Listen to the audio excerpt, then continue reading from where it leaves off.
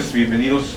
Antes de iniciar, les ruego, como siempre se los pido, poner sus celulares en modo de vibrar. Bienvenidos a la Casa de la Cultura, ministro Eugenio Guerrero López, servidor Alfredo Anguiano, director de la Casa de la Cultura Jurídica.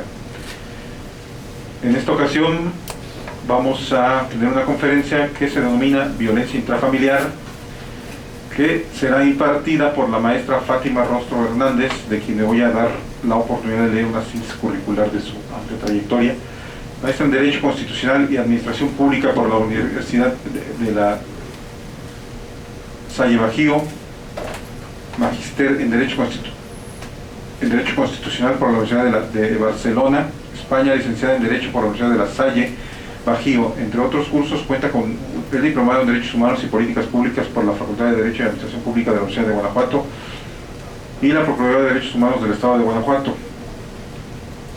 Un curso de Derechos Humanos por la Universidad de Alcalá de Henares, España, y actualmente doctorante en el Derecho en el programa interinstitucional de las universidades de la región centro-occidente de Anuís. Entre los reconocimientos recibidos, la medalla Miguel Febres Cordero por el mejor promedio académico de la generación 2004-2006 en la maestría de Derecho Constitucional y Administrativo de la Universidad de la Salle Bajío. Ha participado como docente a nivel maestría, especialidad, licenciatura y diplomado en universidades como el Instituto de Estudios Jurídicos en Guadalajara, Jalisco, la Universidad de Guanajuato y la Universidad de la Salle Bajío. Colaboró como codiseñadora curricular y co-coordinadora académica del Diplomado de Derechos Humanos y Políticas Públicas en la primera y segunda generación, coordinador por la Facultad de Derecho y Administración Pública de la Universidad de Guanajuato y la Procuraduría de los Derechos Humanos del Estado de Guanajuato. Asimismo, se ha desempeñado como conferencista, panelista y tallerista sobre diversas temáticas en derechos humanos en el ámbito universitario, en instituciones públicas y con organismos de la sociedad civil del Estado de Guanajuato. Autora, compiladora y coautora de artículos y trabajos de investigación en temas de derechos humanos, como política criminal, administración de justicia y derechos humanos, educación y derechos humanos, derechos de la infancia, derechos de las personas migrantes, derechos políticos, derechos de los pueblos y comunidades indígenas, así como los derechos humanos de las y los defensores de los derechos humanos, entre otros. Socia de número del Ilustre y Nacional Colegio de Abogados de México, asociación más antigua del continente americano. Desde el año 2006 a la fecha, jefa de investigación de la Coordinación de Educación de la Procuraduría de los Derechos Humanos en el Estado de Guanajuato. Sin más preámbulo, cedo el uso de la voz y la recibimos con un fuerte aplauso a la maestra Fátima.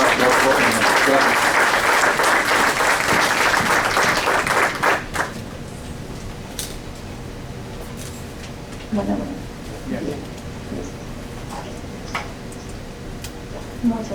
Muchas gracias, licenciado. Bueno, pues buena tarde tengan todas y todos ustedes.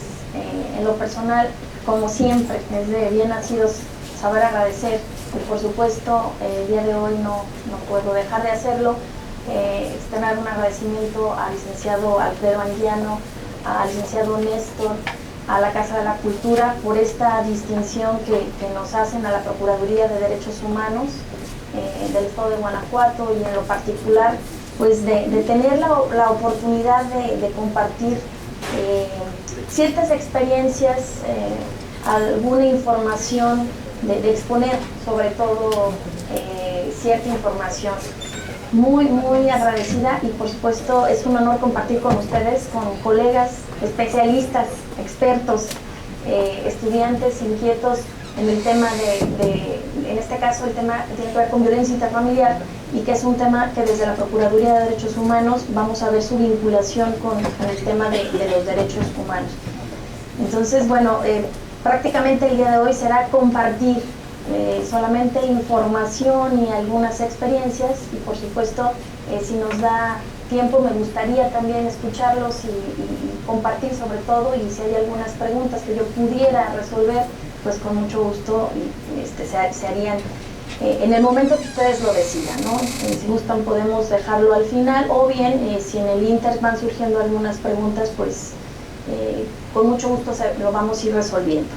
Y bueno, justamente ahora platicaba con el licenciado Alfredo cómo esto de la reforma del 10 de junio del 2011, la reforma en materia de derechos humanos en nuestro ámbito constitucional, en nuestra máxima norma, pues cómo viene a cambiar el paradigma jurídico que teníamos con respecto a los derechos humanos, con respecto a la actuación de las autoridades, no solamente desde el ámbito ejecutivo, sino también legislativo y por supuesto desde el ámbito judicial, y cómo bueno, hay una serie de paradigmas jurídicos nuevos a los cuales por supuesto la sociedad y los actores interesados y activos en estos temas pues habremos de involucrarnos para ir sincronizando estos cambios a la atención y resolución de diversos conflictos que se suscitan, no solamente entre la autoridad hacia el particular, como es visto desde los organismos públicos protectores de derechos humanos, sino también desde un ámbito entre particulares, como lo es el tema de hoy, ¿no? Parece un tema que solamente estaba abocado a una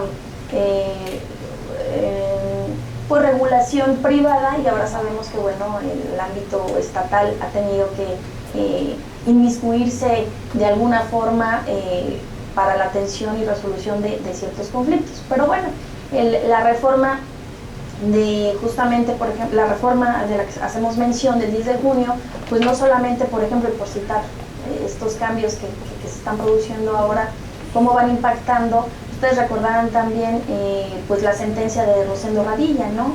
Que justamente con esta sentencia que emite la Corte Interamericana de Derechos Humanos al Estado mexicano, donde nos condena como responsables internacionalmente ante la desaparición de Rosendo Radilla, un delito que sabemos que continúa, persiste, hasta en tanto no se encuentren los restos de la persona y de otros muchos personas que se encuentran desaparecidos de forma forzada. Pues bueno, vimos y observamos cómo impactó también en nuestro sistema judicial, ¿no?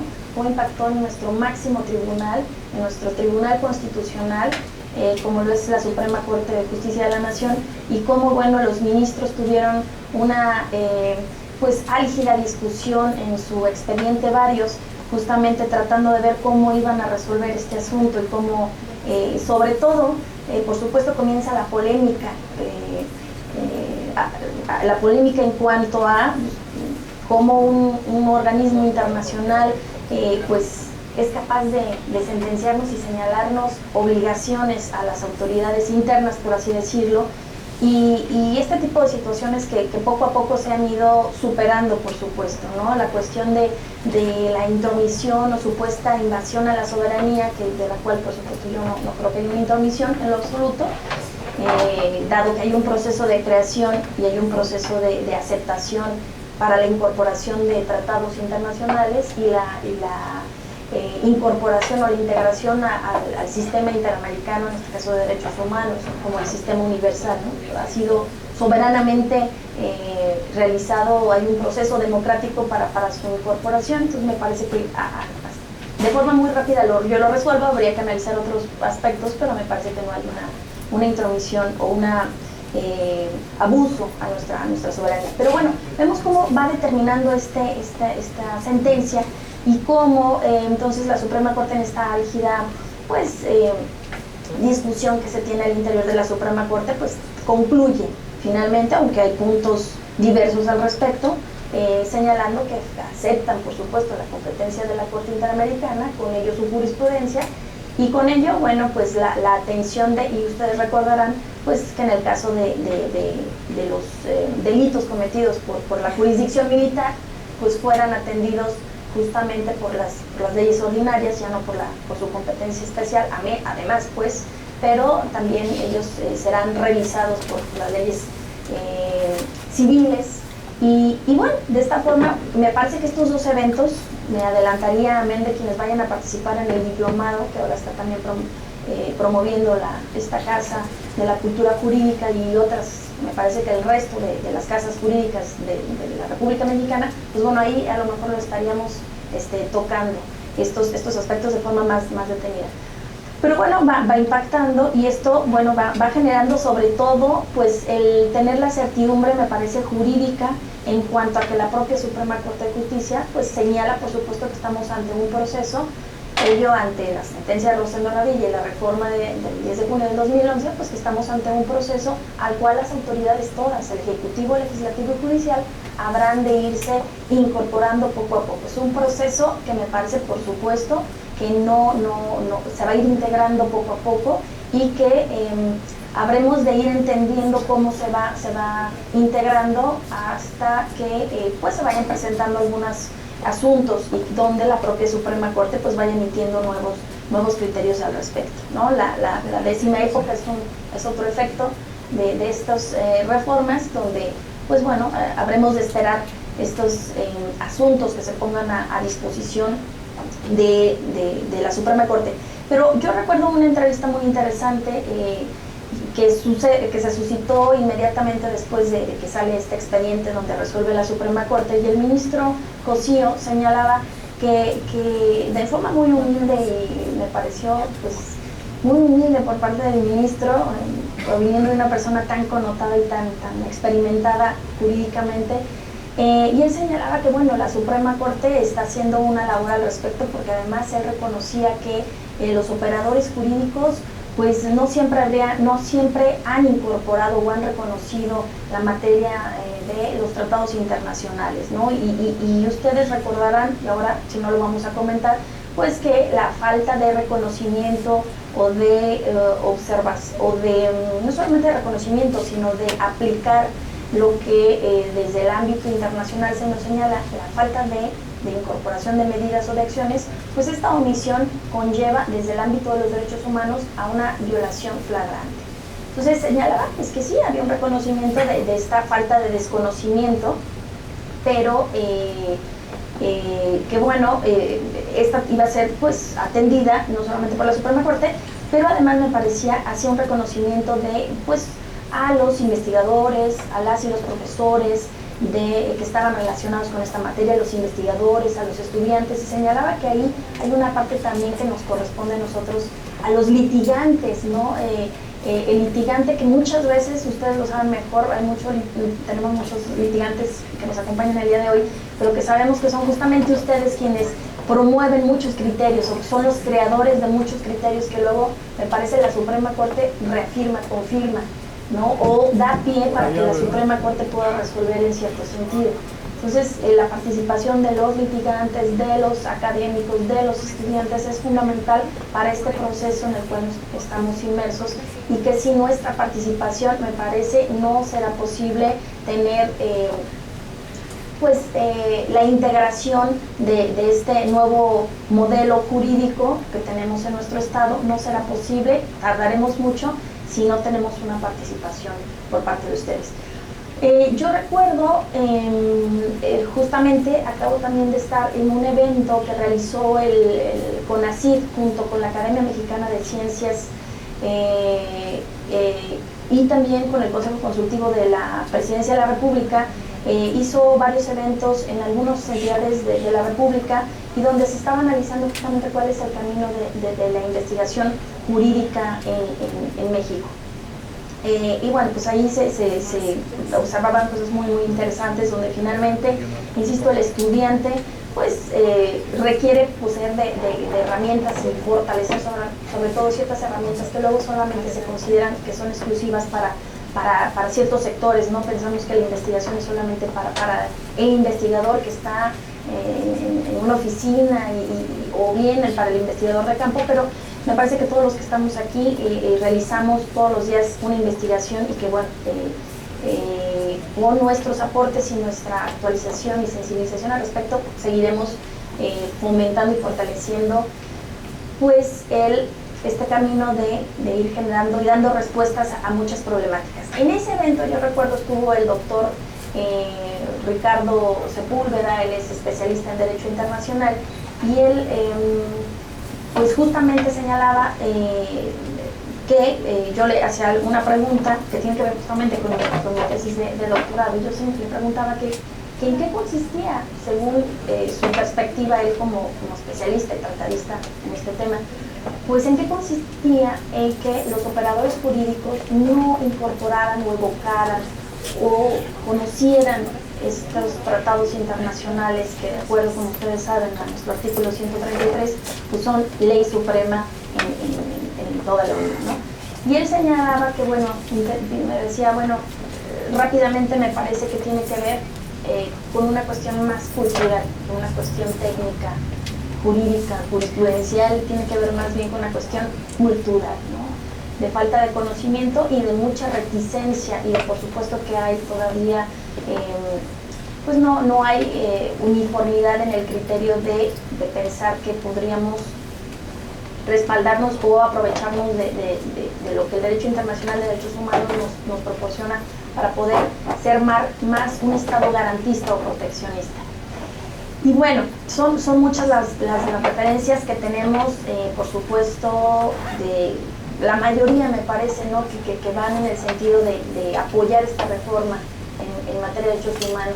Me parece que ya hay 2 contrarreformas al respecto, ¿no?, actualmente en el Congreso de la Unión, ¿no?, y que no estaban como, no tanto de acuerdo, sino me parece que tratando de generar una solución por el supuesto caos que podría generar ahora la incorporación de los tratados internacionales y resolver los asuntos conforme al principio por persona. Pues bueno, ha habido sus contrarreformas en el sentido de eliminar este reconocimiento de que los derechos humanos también sean aquellos que están considerados no solamente en la Constitución, sino también en los tratados internacionales.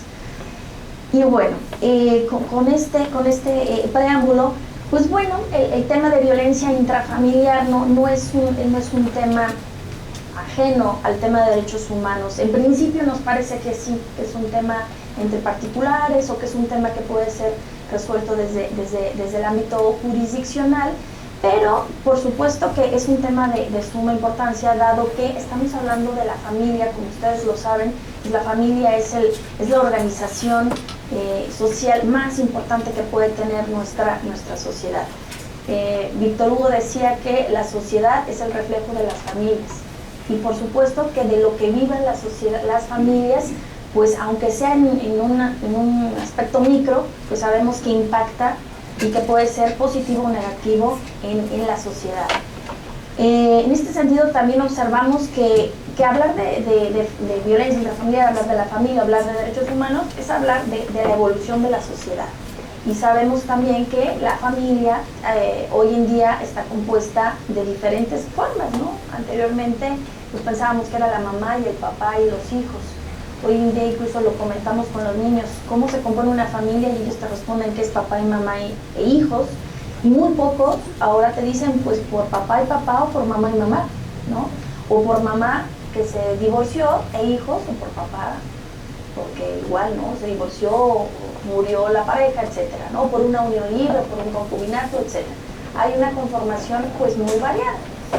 Pero ello no tiene por qué representar un aspecto negativo en cuanto a la convivencia que se da dentro de los integrantes familiares. Si bien a lo mejor podríamos señalar, pues hay un problema para quienes no están de acuerdo con esta diversidad de formación familiar, pues eso sería como un tema aparte, sobre todo con las uniones que tienen que ver con personas del mismo sexo, que como ustedes saben, el Distrito Federal no hace mucho pues reconoció la unión, ¿no?, entre personas del mismo sexo, y además la adopción, ¿no?, de niñas o niños.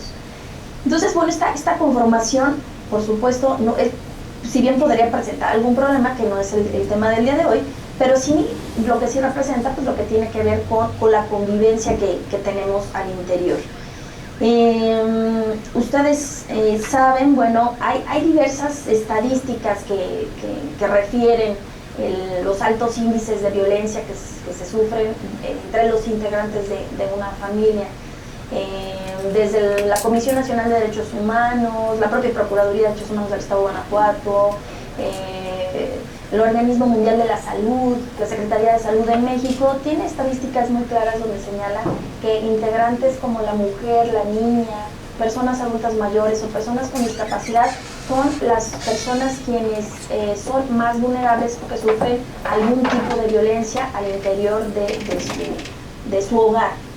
Incluso ahora la ley va más allá y señala que no necesariamente tiene que haber una relación entre las personas que viven en una casa. Puede ser una persona que está rentando la casa, algún amigo, alguna persona que esté temporalmente viviendo ahí y que se recibe algún tipo de abuso, de violencia, cual fuese pues estaríamos hablando y se podría tipificar y podríamos hablar de violencia intrafamiliar. Pero bueno, hay muchas estadísticas. Por ejemplo, se ha señalado incluso que solo por señalarles algunas, el INEGI en el 2010 nos decía que de 24 millones de hogares que fueron encuestados, 7 de cada 10 personas señalaban habían sufrido al interior de su casa algún tipo de violencia. El Centro de Investigación y Lucha contra la Violencia Doméstica destaca que la violencia intrafamiliar como primera causa, lo señala como primera causa de muerte en las mujeres en las edades entre 25 y 45 años de edad y que incluso esto, como dato curioso, pues eran reportadas como accidentes o como algún tipo de enfermedad, pero no se reconocía que había habido algún tipo de abuso, de violencia. Existen, por supuesto, cada vez cifras escandalosas sobre la violencia que se sufren las niñas y los niños, que en principio, pues esta violencia, como ahora vamos a platicarlo, pues se provenía del hombre, pero ahora también las mujeres participan y son las agresoras en mayor índice, ¿no? Así como la mujer, la pareja, sufre el abuso principalmente por el hombre, su pareja, pues los niños sufren esta violencia por manos de su propia madre, ¿no?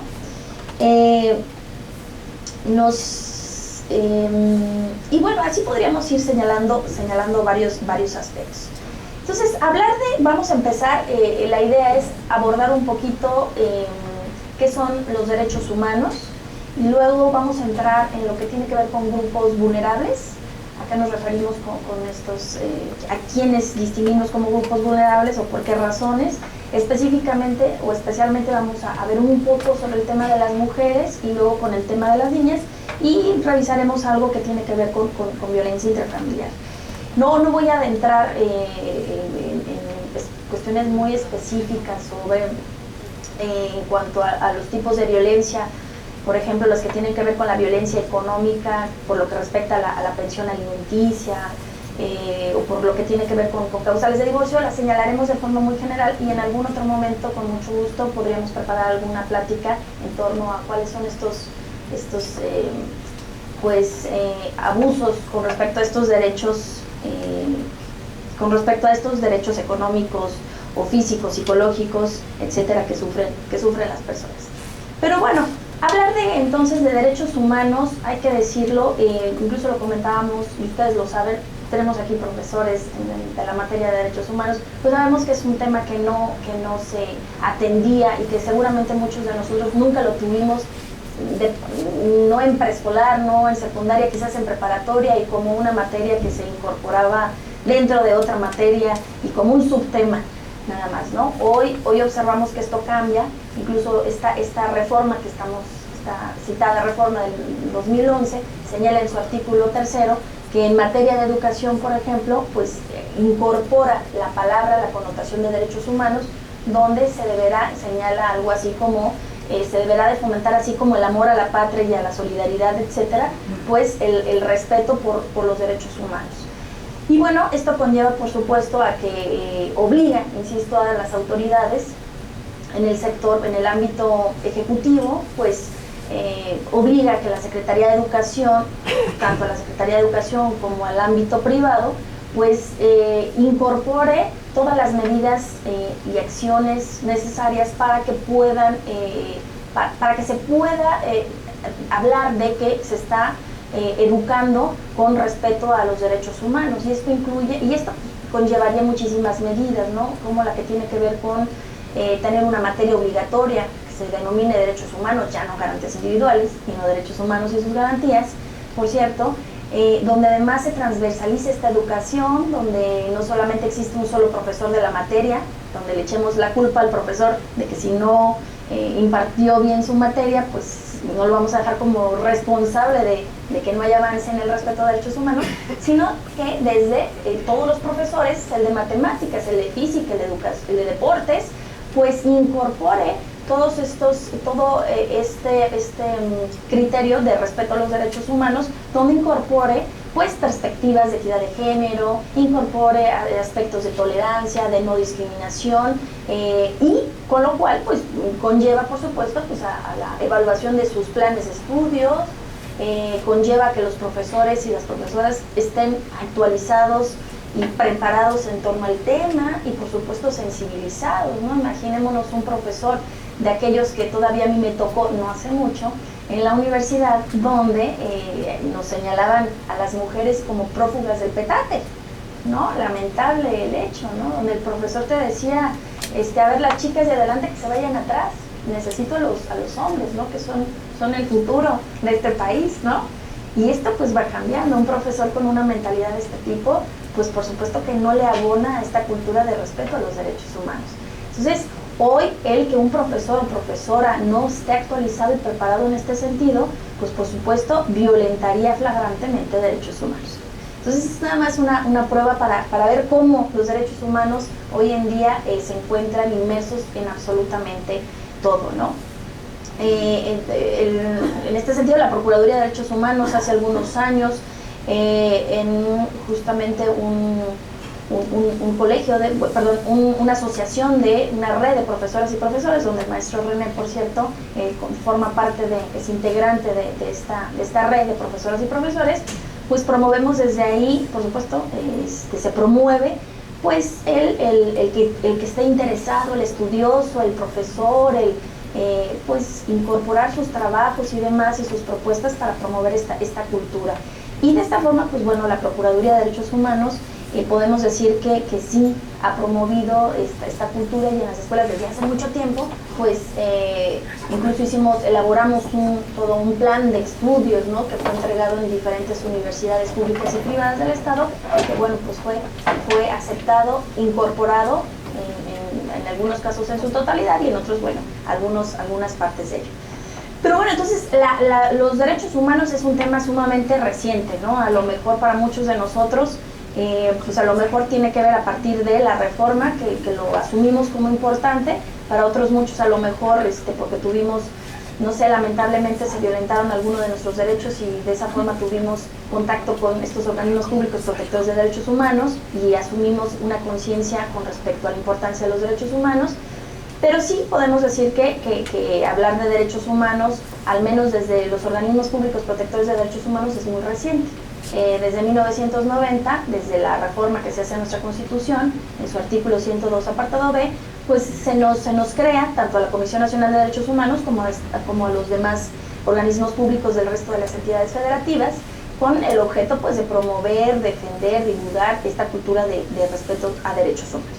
Y bueno, con todo esto entonces, pues señalamos que los derechos humanos tiene que ver con muchos aspectos, tiene que ver con una dimensión, con diversas dimensiones, con una dimensión jurídica, con una dimensión histórica, con una dimensión axiológica. En esta dimensión histórica, dice Enrique Pérez Nuño, pues en cada etapa histórica se van concretando la exigencia por el respeto a los derechos humanos.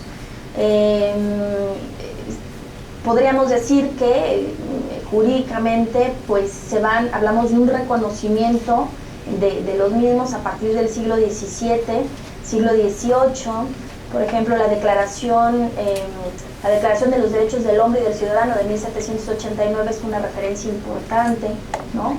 Importante, lamentablemente, nada más para los hombres, porque las mujeres no estábamos incorporadas en ese documento, por cierto. Pero bueno, es un referente jurídico donde ya se hacía la valoración de cuáles eran estos derechos humanos y del reconocimiento de la obligatoriedad que implica a la autoridad con respecto a la atención o tratamiento de estos derechos humanos.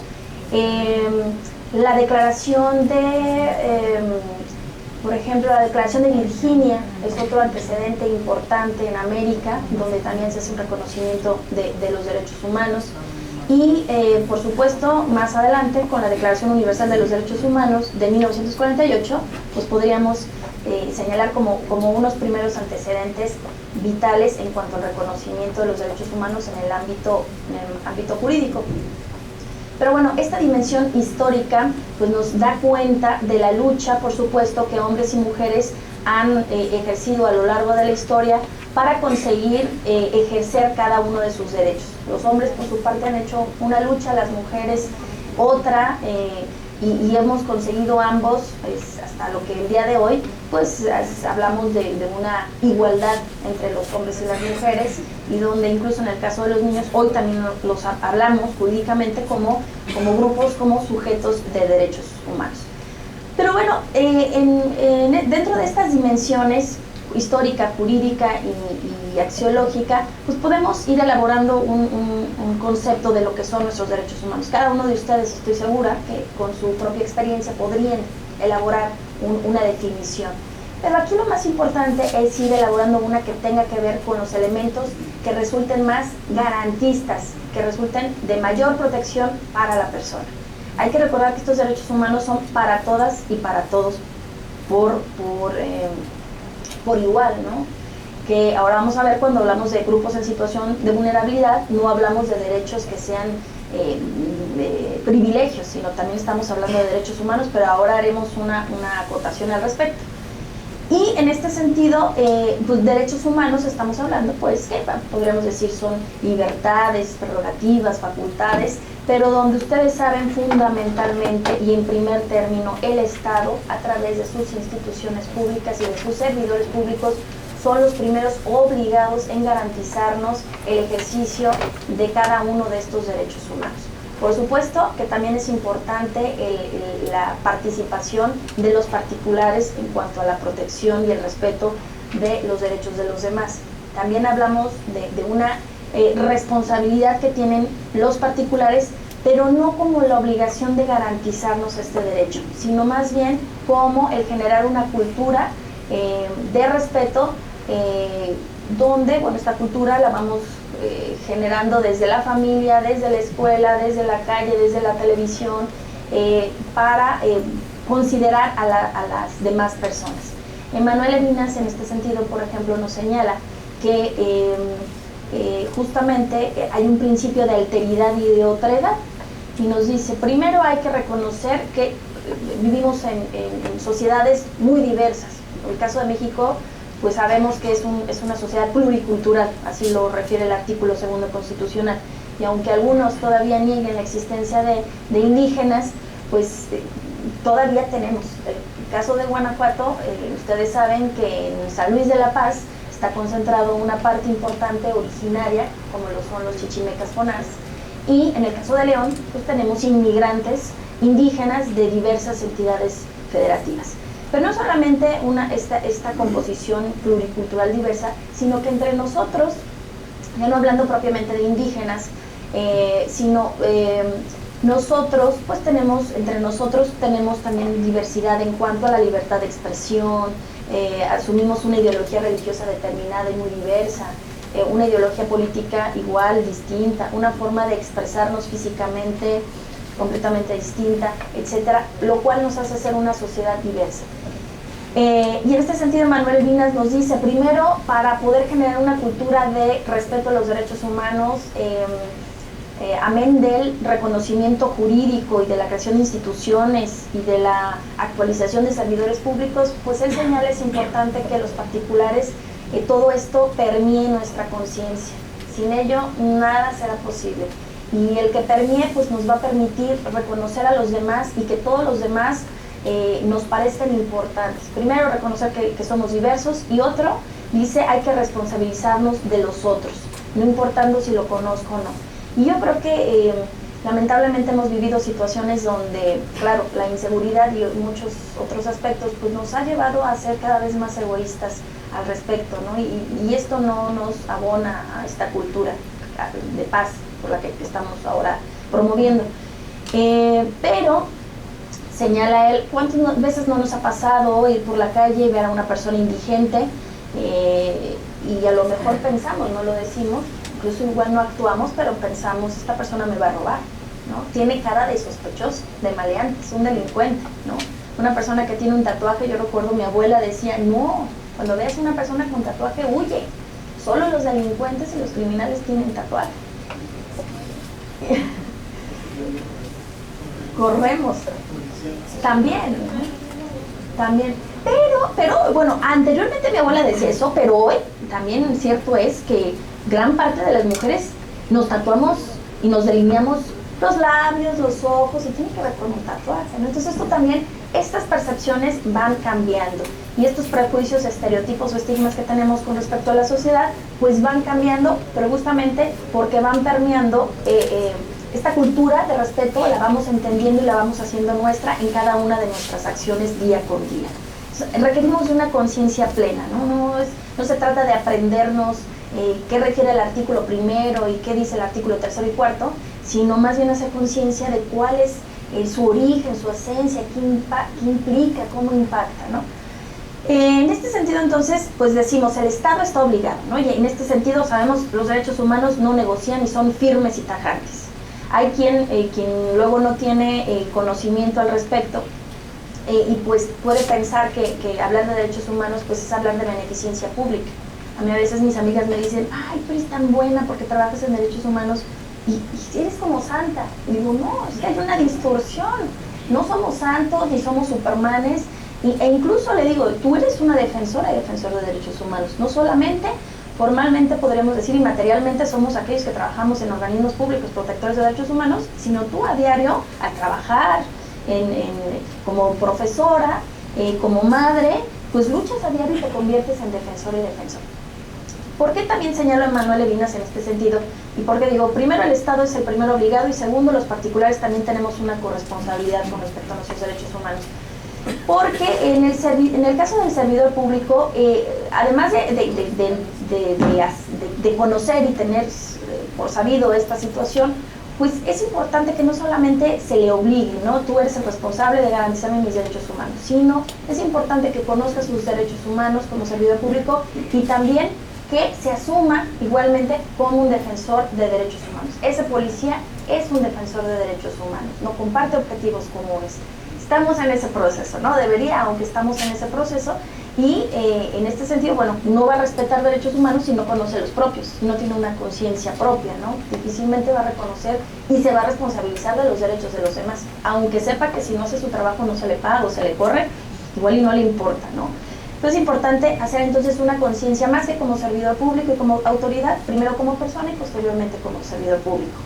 Y bueno, decimos entonces está obligado a garantizar pues los derechos humanos. ¿Dónde residen fundamentalmente los derechos humanos? En la dignidad.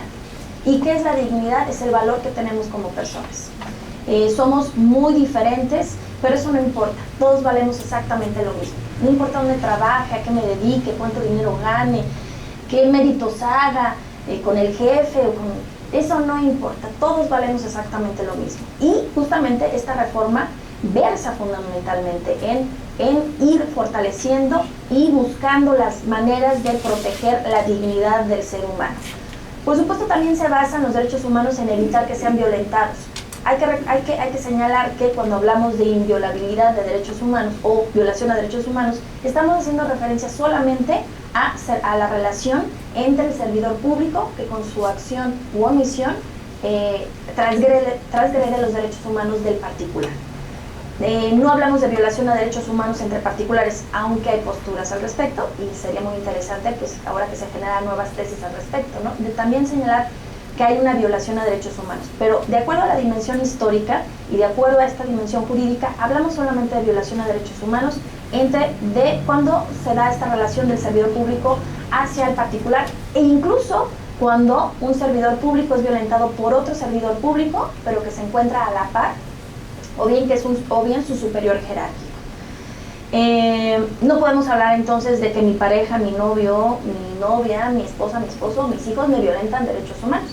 Por supuesto hay una transgresión al respecto, se atenta contra la persona, podemos decir contra ese valor, contra esa dignidad del ser humano, pero propiamente no estaríamos hablando de una violación a derechos humanos. Ahora bien, en cuanto a breves comentarios con respecto a la reforma, sobre todo lo que tiene que ver con el artículo primero. Como sabemos, de acuerdo con el 10 de junio de 2011, pues se modificaron 11 artículos de nuestra Constitución referidos al tema de los derechos humanos. Y el artículo primero, pues es uno de los artículos fundamentales donde versa esta sustancia, me parece, con respecto a las implicaciones que conlleva esta incorporación, estas reformas, con respecto a la autoridad y con respecto a la propia reestructuración de nuestro Estado de Derecho, ¿no? Hoy hablamos, no solamente hablamos de un derecho, de un Estado de Derecho, sino comenzamos a hablar ya, y bueno, ya desde hace algún tiempo, de un Estado neoconstitucional, ¿no? Donde hablamos de no solamente de la norma, de la ley, de la regla que tajantemente nos señala la observación o la obligatoriedad de acatar algo, sino además de que se van incorporando cada vez más principios que tienen que ver con una dimensión axiológica o valoral, ¿no? Los cuales tienen que irse conjugando con respecto a estas normas e irse integrando no de forma tajante, sino de alguna forma flexible conforme a los asuntos que se van y las problemáticas que la sociedad va planteando. Y en este sentido, bueno, de los breves comentarios que podríamos hacer tienen que ver con la denominación que se hace, ustedes saben, ¿no?, a nuestra primer apartado, nuestra parte dogmática de nuestra Constitución. Y ya no hablamos de garantías individuales. Esta influencia francesa, pues revolucionaria, va modificándose, por supuesto, y donde ustedes recordarán la Declaración justamente de los Derechos del Hombre y del Ciudadano, en su artículo 16, nos señala que, y señalaba que una Constitución que no tenía garantizados sus derechos ni incorporado la división de los poderes, pues no hablábamos de que propiamente el Estado contenía una Constitución. Y esa fue una influencia que en el caso de México impactó, y en ese sentido México la adopta, ¿no? Busca garantizar sus derechos humanos y también fortalece esta división de órganos estatales. Entonces tenemos una connotación, pero esta connotación, ¿qué más hay que decir de ella? Pues tiene que ver con derechos humanos, y es una connotación que también emana desde el ámbito internacional. Es más amplia porque tiene que ver con no solamente derechos individuales, sino también con derechos colectivos, tiene que ver con derechos civiles, políticos, sociales, económicos, culturales, y por supuesto hoy más que nunca se habla más de los derechos ambientales. Entonces es más amplia esta terminología. La connotación de derechos humanos, ustedes saben, ha variado muchísimo, pero me parece, coincido, pues la más que se adecua a todas estas características que he mencionado, pues tiene que ver con derechos humanos y por supuesto con sus garantías. ¿Qué garantías? Pues los medios, las formas de proteger estos derechos humanos, de reparar a aquellos que hayan sido violentados en su momento, y como, bueno, pues en el caso del amparo, en el caso de las controversias constitucionales, acciones de inconstitucionalidad, garantías políticas y los propios organismos públicos protectores de derechos humanos, a los cuales me parece todavía el tema pues sigue pendiente de seguirse fortaleciendo. ¿Qué más? Otro aspecto importante, el artículo primero señala que en los Estados Unidos mexicanos todas las personas gozarán de los derechos humanos. Y aquí también aprovecho para decir que ustedes recordarán, en el párrafo 4 de este mismo artículo, dentro de su reforma nos señala que ninguna persona será discriminada por ningún motivo, ya sea por sexo, por edad, por raza, y antes existía la palabra preferencias. Bueno, se le adhirió la palabra sexuales. Esta solo hecho de palabra contuvo por un momento la aprobación de la reforma, incluso hay que decirlo, el Estado de Guanajuato, dado que estamos en un espacio académico donde las ideas pueden fluir libremente, pues hay que señalar, ¿no?, que el Estado de Guanajuato fue el único estado quien se inconformó en contra de esta reforma, pero más que de la reforma, me parece, pues iba dirigido a esta parte de las preferencias sexuales, porque, pues, bueno, ustedes saben, cada entidad federativa pues también tiene su propia autonomía, ¿no?, y va determinando pues qué leyes se van reconociendo. Esto es por supuesto un problema, ¿no? El Distrito Federal señala que sí reconoce la convivencia de personas con el mismo sexo, pero en Jalisco, Guanajuato, y no, ok, ¿no? Lo dejo sobre la mesa y es un asunto también muy interesante al respecto, por supuesto. ¿Cómo homologar estas leyes? ¿Habría que homologarlas o no es necesario? Pero bueno, en ese sentido, hoy sabemos pues que personas del mismo sexo pues no serán discriminadas por ningún motivo, ¿no? Ya hay un señalamiento claro constitucional. Y otro aspecto nos señala que todas las personas gozarán de derechos humanos reconocidos. Esta palabra también se modifica. Anteriormente ustedes recordarán que decía que eran otorgados, exactamente, ¿no? Entonces aquí luego hablábamos pues de una postura pues muy just positivista, ¿no? Donde si el marco jurídico no te lo reconoce, pues entonces tu derecho no puede ser protegido. Hoy hablamos por eso de un nuevo Estado neoconstitucional, donde si bien hablamos que en el caso del Estado de Guanajuato hablamos que una persona un ser humano es considerado persona a partir de, en el caso del Estado de Guanajuato, a partir de la concepción, también varía en otras entidades. Otras entidades señalan que a partir del nacimiento, pero en el caso de Guanajuato nos señala que a partir de la concepción. Y a partir de la concepción, ¿qué implica? Pues que a partir de ese momento el ser humano adquiere todos sus derechos humanos, que no requiere de realizar alguna tarea, algún compromiso, alguna responsabilidad para ganarse o para fortalecer sus derechos humanos. Y esto es muy importante porque a veces el tema se distorsiona. Pensamos que en la medida en que un derecho es ejercido, una responsabilidad es cumplida, pensamos que me gana un derecho. Pensamos, un niño que cumple con su tarea, que es respetuoso, pensamos se gana el derecho a salir al recreo y se gana el derecho a ir al baño. Y esto no puede ser así. Sus derechos están intactos y deben ser intactos a partir de la concepción, que es cuando adquieren estos derechos. La medida disciplinaria es punto y aparte, pero nunca deberá contravenir el ejercicio de sus derechos.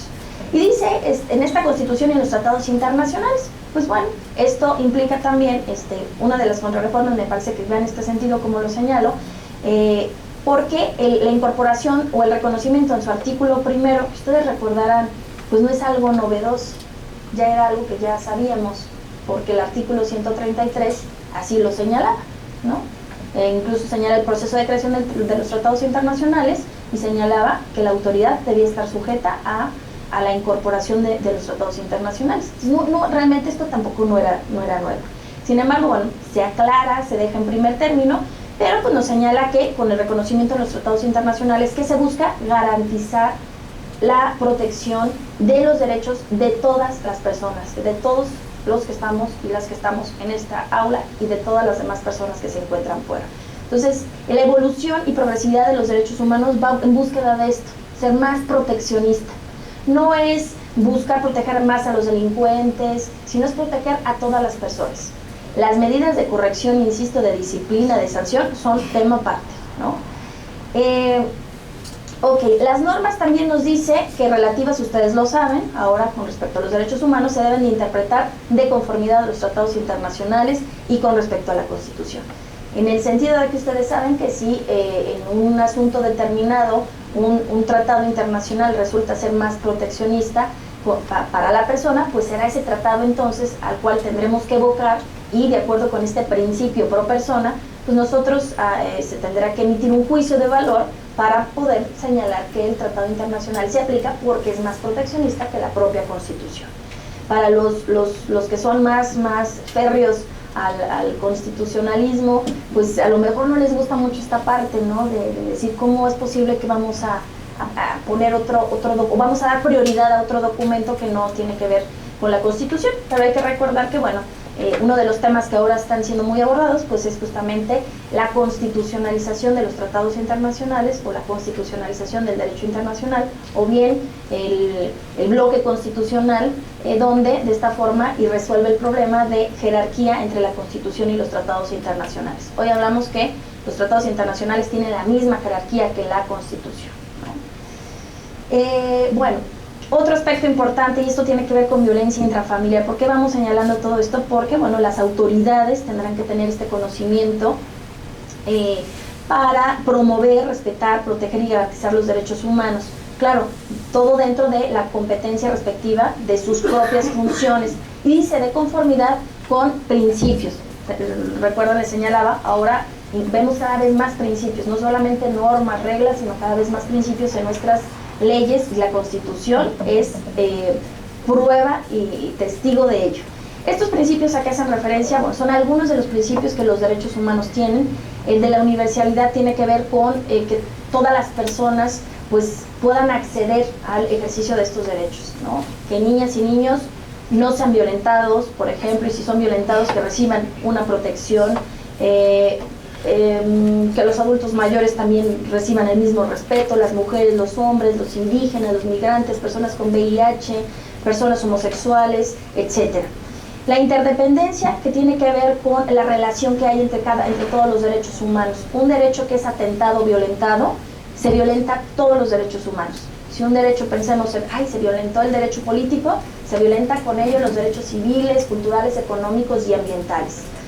La indivisibilidad tiene que ver con que no pueden ser separados, no podemos hablar de que se puedan canjear, no se pueden negociar los derechos humanos. No te garantizo esto, pero te lo cambio por otra cosa, no puede ser negociado los derechos humanos. Y otro aspecto importante es que los derechos humanos no hay una jerarquía con respecto a su importancia, todos son igual de importantes.